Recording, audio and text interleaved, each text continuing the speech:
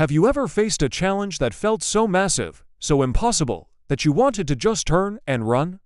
A giant in your life, looming over you, mocking your every effort.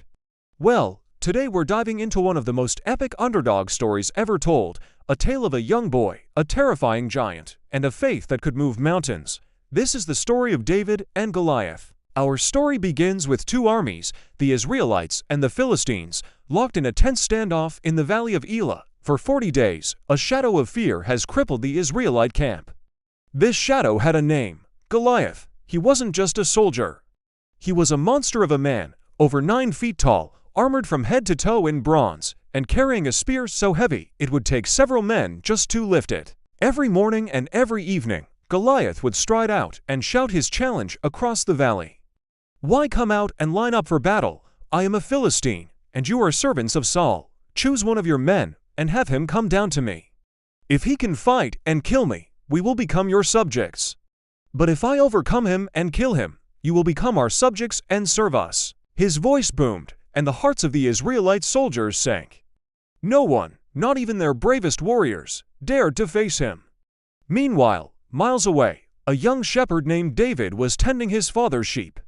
He was the youngest of 8 sons, and his 3 oldest brothers were with the army. His father, Jesse, calls him in from the fields. "David," he says, "take this roasted grain and these 10 loaves of bread to your brothers. See how they are doing, and bring back some token from them." So, David sets off. When he arrives at the camp, he finds the army in an uproar. He hears Goliath's thunderous challenge and sees the experienced soldiers running in fear. David is stunned. He turns to a nearby soldier and asks, "What will be done for the man who kills this Philistine and removes this disgrace from Israel? Who is this uncircumcised Philistine that he should defy the armies of the living God?"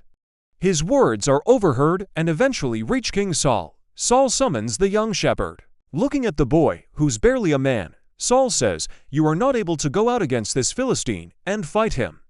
You are only a young man, and he has been a warrior from his youth." But David doesn't flinch.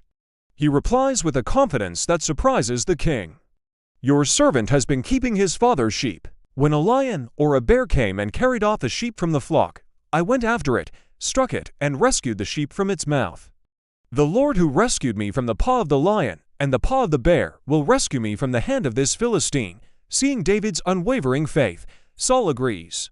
He tries to dress David in his own heavy armor, but it's too big and clumsy. David takes it off. He's not going to fight this battle like a soldier. He's going to fight it like a shepherd.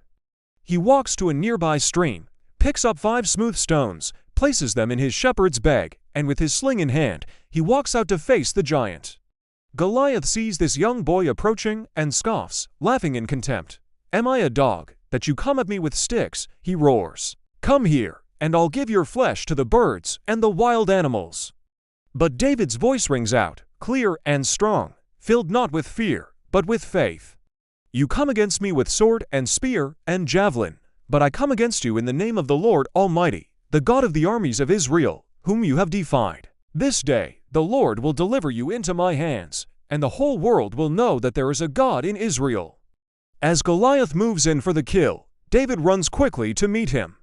He reaches into his bag, takes out a stone, places it in his sling, and lets it fly. The stone whistles through the air and strikes the giant squarely on the forehead. It sinks in, and the mighty Goliath, the unbeatable champion, falls face down on the ground. The battle was over. The giant had fallen. When the Philistines saw their hero fall, they turned and fled. The Israelites, their fear replaced with courage, pursued them and won a great victory.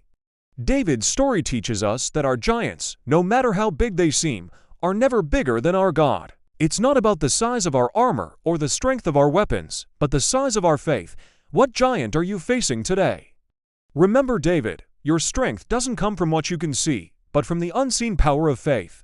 Thank you so much for watching.